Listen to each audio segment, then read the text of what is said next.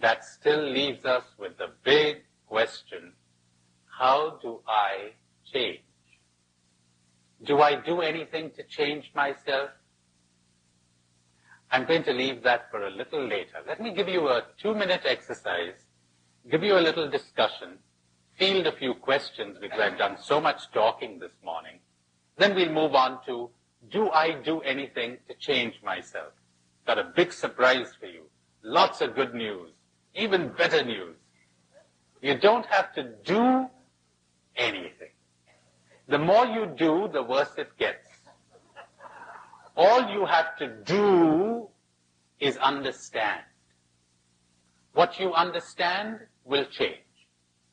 Will always change.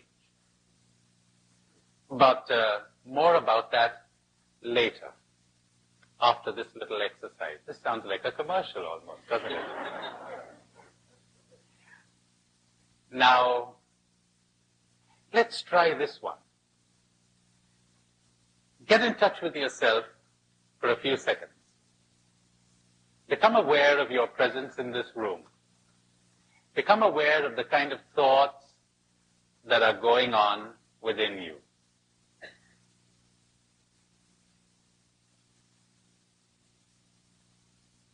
Think of somebody you're living with or you're working with whom you do not like, who causes negative feelings to arise within you. Now let's help you to understand that, to understand what's going on.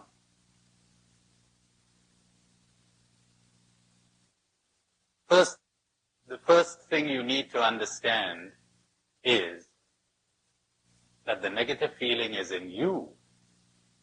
You are responsible for the negative feeling, not the other person.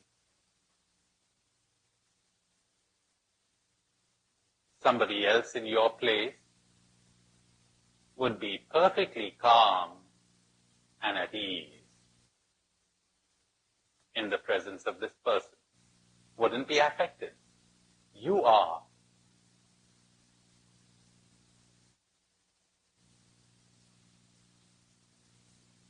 Now understand another thing.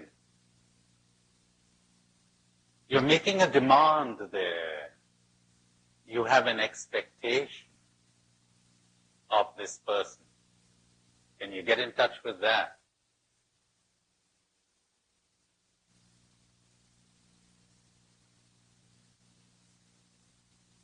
Now say to this person, I have no right to make any demand on you.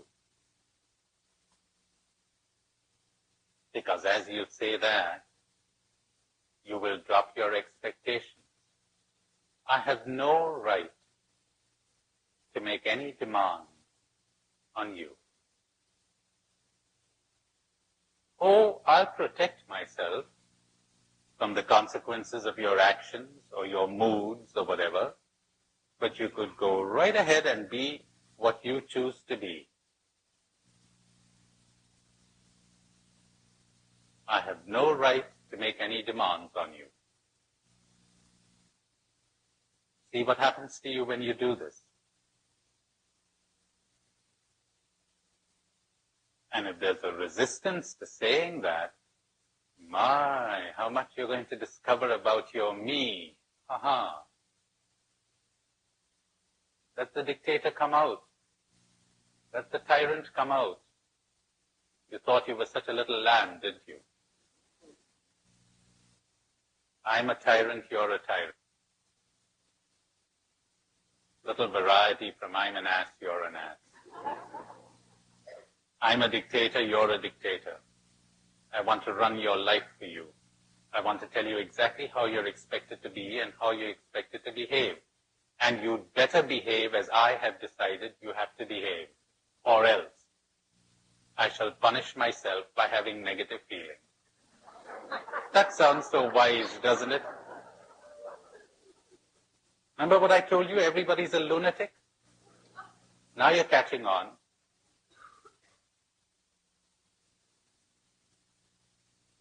Okay, give it a few seconds more. And we'll call a halt to the exercise.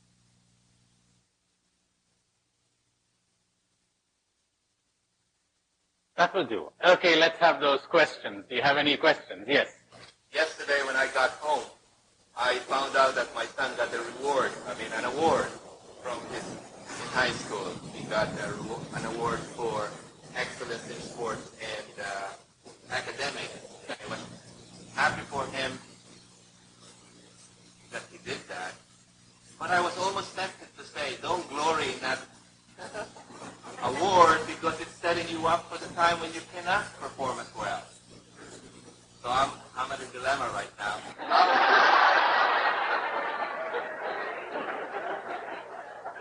How am I to prevent the same thing happening to him that has happened to me without bursting his bubble at this time? Hopefully he'll learn as you yourself grow in wisdom. It's not a matter of anything you say to him, but something that eventually you will become.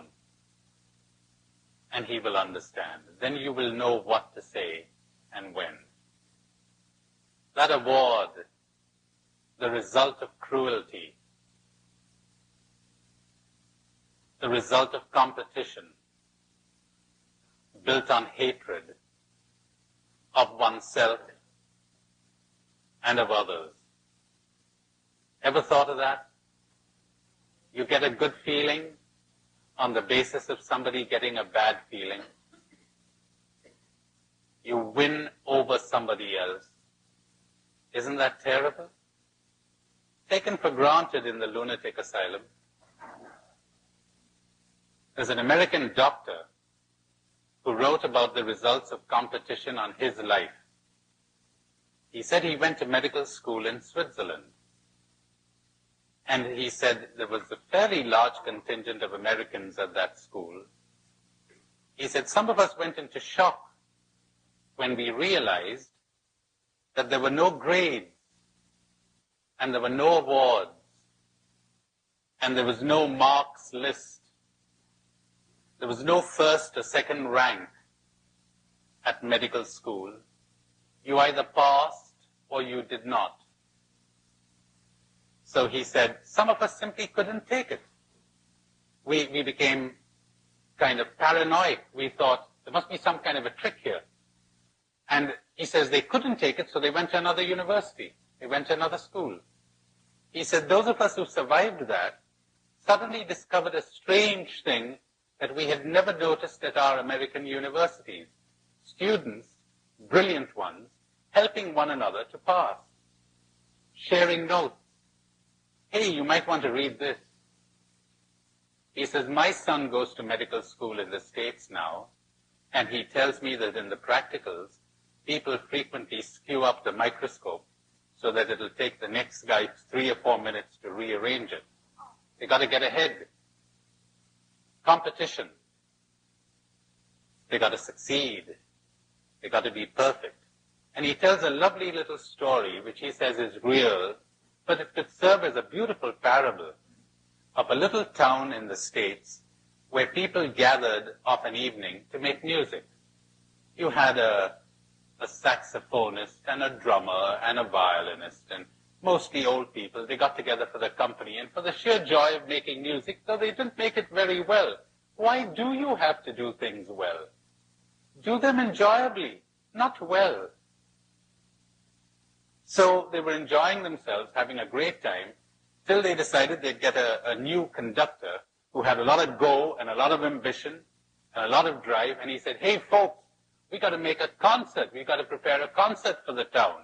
So then he gradually got rid of some of the people who didn't play too well, hired a couple of musicians, got an orchestra into shape, and they got their names into the newspaper. Wasn't that wonderful? And then they decided they'd go to the big city and play there. And some of the older people had tears in their eyes as they thought, well, it was so wonderful in the old days when we did things badly and enjoyably. Cruelty came in, but nobody recognized it as cruelty. See how lunatic people have got? Oh, What's the meaning of that sentence I added about, I'll protect myself, you go ahead and be yourself, that's all right, but I'll be myself. In other words, I won't allow you to manipulate me. I'll live my life. I'll go my way. I leave myself free to think my thoughts and to follow my inclinations and my tastes. And I'll say no to you.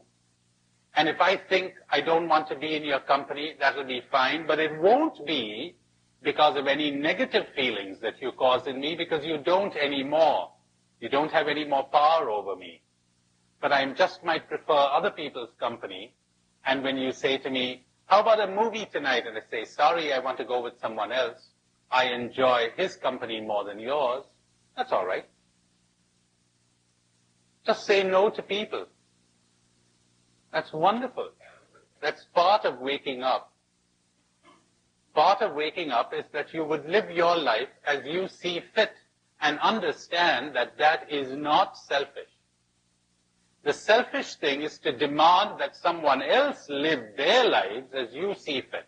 Ah, that's selfish. My, that's a big sentence to take in a few minutes. You probably need a whole day for that. It is not selfish to live your life as you see fit.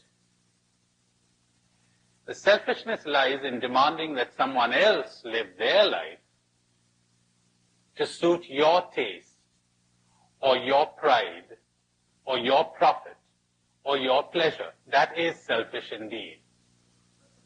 So I'll protect myself. I don't feel obligated to be with you. I don't feel obligated to say yes to you. If I find that your company is pleasant, fine, I'll enjoy it without clinging to it. And I no longer avoid you because of any negative feelings you create. You don't have that power anymore. Many other hands going up. Yes, John? I'm beginning to wonder if it's possible for a fully awakened mind.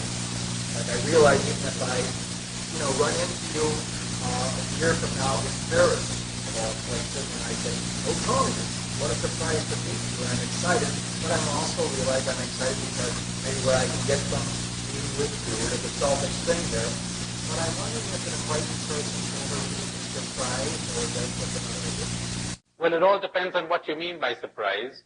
When you don't expect something and it happens, you feel surprised. But I think what you're describing there, John, is a thrill. Would you be thrilled? I doubt it. You wouldn't want drugs anymore. You lose your taste for them. Every minute is so enjoyable that you wouldn't go in for kicks. You know the way some people just don't have a taste for drugs. Others do. How would you describe a surprise in this sense? Really? Oh, surprise means, gee, I didn't expect that today's session would be cancelled. It was. I'm surprised. As Webster is reported to have said to his wife, I think she said she caught him kissing the maid. And she said she was very surprised. Now, Webster, who was a stickler for using words accurately, understandably, he wrote a dictionary, he said, no, my dear, I am surprised. You are astonished. Yes. How many people are asking questions about what will happen when we wake up? Why bother? Let's wake up. Does it matter to you so much that you be awakened? That's awful. You know what you're going to do now? You're going to make that a goal. And you're going to be determined to get there. And you're going to say, I refuse to be happy until I'm awakened. So, it's okay to be the way you are and be aware of the way you are, because awareness is happiness. But you won't understand that right now, probably. And you'll understand that you reacted so quickly because you were not aware. And you'll understand that there are times when you react even in awareness. But as awareness grows, you react less and you act more. You come less from here and more from here. And it really doesn't matter. You know, there's the story of a disciple who says to his guru that he's going to go to some place and meditate and hopefully attain enlightenment. So he sends him a note every 6 months to report the progress that he's making. And the first report says, now I understand what it means to lose the self. The guru tore that up and threw it in the waste paper basket. Then he gets another report after 6 months which says, now I have attained to sensitivity to all beings, torn up. Then another report says, now I understand the secret of the one in the many, torn up. And so it goes on for years, until finally no reports come in. No more reports. So the guru becomes curious, and one day when there's a traveler going by that side, he says to him, why don't you find out what happened to that guy? And he gets a note from the guy saying, what does it matter? And when the guru gets that, he says, no, he made it, he made it, he made it, he got it. He got it.